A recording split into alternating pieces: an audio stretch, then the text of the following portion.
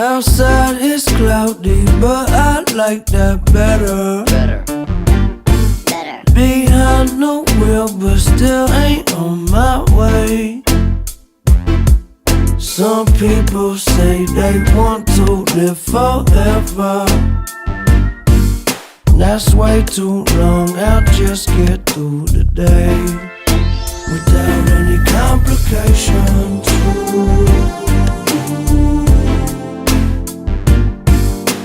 Does it always gotta be so complicated?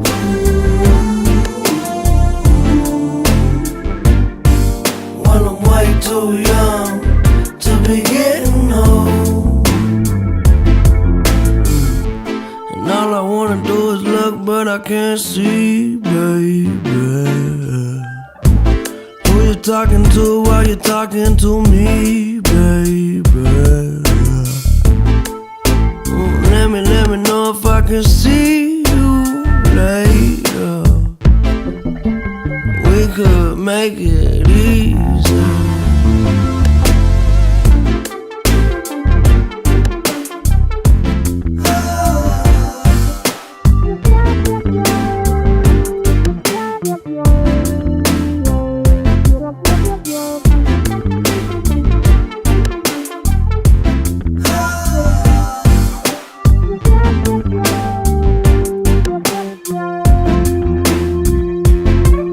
Inside my head is getting pretty cluttered. I try but can't clean up this mess I made. Before I start to think about the future, first can I please get through a day without any complications?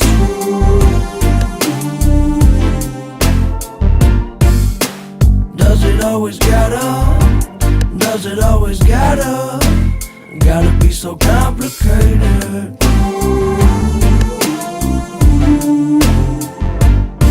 When I'm way too young to be getting old.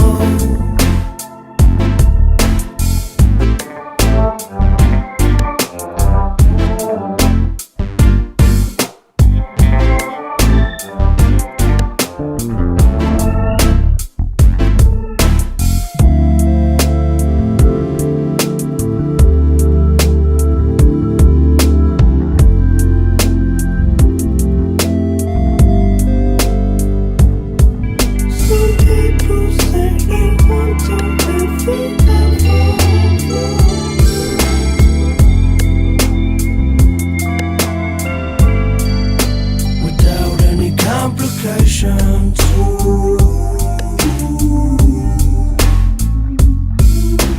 Does it always gotta be so complicated?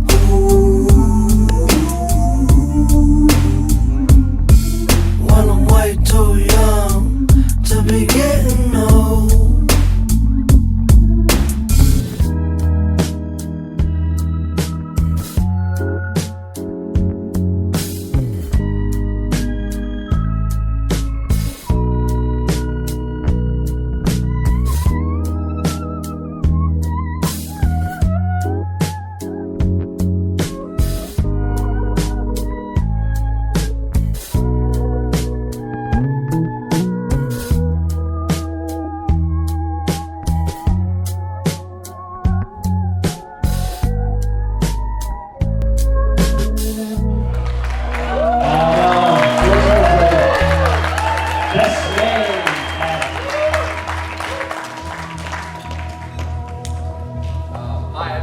Hi everyone.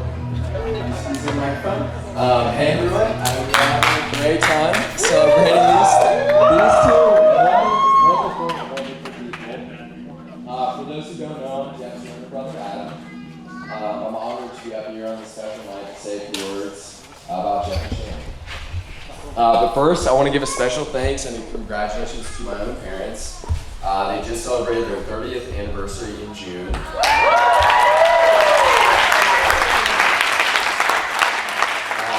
been there for me and Jeff, Molly, for each other every step of the way, and for that, you guys are seriously, you're an inspiration. Second, I want to thank Mr. and Ms. Story for the warm welcome this week, for taking us in. You're making us feel like family already. Really appreciate that. And now it's time to say a few words about my big brother, Jeff. So growing up, he was my role model. To me, he was perfect. He could do no wrong. And they'll deny it, but my parents, he was definitely the favorite sibling. Until my sister came around. And she stole that crown, and if you're a middle child, I think you'll understand that. But growing up, I always thought Jeff was smart, he was decisive, he was athletic, he was law-abiding. Like I said, he was pretty perfect in every way. So, as I sat down to write this speech, I decided to do a little thinking on this. Was I just very naive? Is he really as perfect as I thought? Or was he really just lucky along the way? Well, I'd love to share what I found with you guys. Let's start with smart. He picked me as his best man, so off to a good start. On the other hand, he picked me to speak in front of all his closest friends and family in the entire world, so we will call him being smart a toss-up. Now we come to athletic. As most of you know, he played baseball all growing up and eventually played baseball at Bates College. These guys here. Now as a younger brother, I had a few athletic disadvantages. He was always bigger, stronger, faster than me. As big brothers do, they use this to their advantage when we butt heads. Growing up in our neighborhood, we would play sports together, and I will never forget one day in particular. We were playing football, and I juked Jeff out on a play. I don't know who's more surprised, me or him, probably me. But boy, oh boy, did I pay for that one really quickly. I didn't watch a lot of wrestling growing up, but apparently Jeff did. Because the next two times I got the ball, Jeff pulled a move I can only describe as picking me up, flipping me over, and slamming me on my head. After about two of those, I had enough, and in one of my least proud moments, I ran home crying to my mom that Jeff was picking on me. I did not have the advantage in size, but I did have the advantage of a protective mother. So I don't know if he was really bad at athletic growing up, or if he was just really lucky at size level. She no longer takes hands. So next up, I was thinking about law abiding. I always knew my brother was a really good kid growing up. Never really got in trouble with the law, except for a couple of small things. So there's these signs on the side of the road, you have probably seen them. They say speed limit, and they have a number under them. For most people, that's the speed that you drive. For Jeff, that is a speed that you completely disregard, and you go 20 miles an hour faster. He got so many speeding tickets in high school, they enacted a super speeder law in Georgia just for cases like his. He had to go to a school in a state as far north as he could possibly go just to get away from this law. I have always heard the myth that people in the north are aggressive drivers, so I do want to say thank you to everyone who lives up north for putting Jeff in his place and sending him back to Georgia with their respect for speed limits. And this trek up to Maine leads me to my final and my most cherished story about Jeff. So like I said, growing up, I always saw him as decisive and driven, and to this day that remains true. Those are some of the qualities I admire most about him. He always seems to know what he wants to do next and how to accomplish it. And I think at age 18, it's fair to say the most important decision you can make is where to go to college. Decisive Jeff had narrowed it down to 2 schools, and from there he was at a loss. How do you decide between 2 schools you equally want to go to? A normal person might do some more research, take an extra visit to both colleges, take advice from friends, family, parents, whoever. Not Jeff. Jeff decided to choose where he wanted to go to college based on a coin flip. That's not a joke, that actually happened. And there's an old saying that it's better to be lucky than good. And boy was he lucky that coin landed on Bates. That coin flip led him to Bates. That coin flip led him to Boston, and eventually that coin led to Shannon. Shannon, you look beautiful.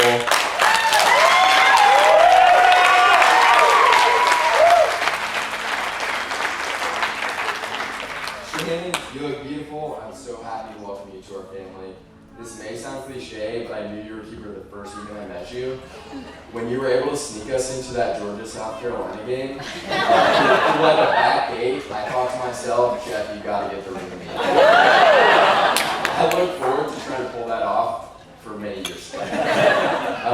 Shannon, you're kind and genuine, and I'm seriously so happy for the both of you.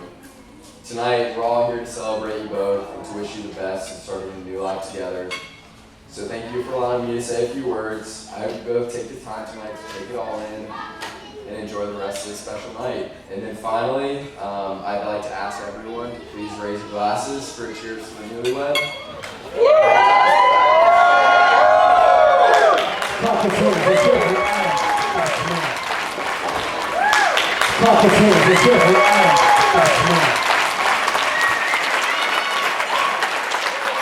And we called him the mayor to the point where Mark had buttons made up. The person in front of them really thought we were doing a campaign for Adam. We just felt he was the right person for the job. The first story that comes to mind was last summer at Lake Burton, when a group of us decided to climb up on a bridge over the lake and jump off. When we all got to the top, naturally everyone started to get nervous, and before we could ask who was going to jump first, Adam was already halfway down. There was a draft of guys you'd want to get a beer and watch a game with. Adam would go in the first round. After dinner, Adam and I decided to hit the local dive bar for some drunken brother-sister bonding. We were going through a rough period that year and really leaned on each other. After a long night of venting and laughing and reminiscing, I came out to him, and I'll never forget him tearing up and saying, "I'm so proud of you, sis," over and over again. There was a few times I would tell Adam I was thinking about getting into crypto and I wanted to buy some Bitcoin, and asked him what his thoughts were. He immediately would tell me that me telling him that I was interested in buying crypto was his sign to sell all of his crypto. However, one team stood out as the outlier. Despite suffering loss after loss, Adam's team remained the most happy and upbeat.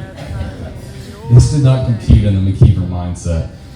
So Lauren and I confronted their team and asked how the hell they could be so happy being in last place.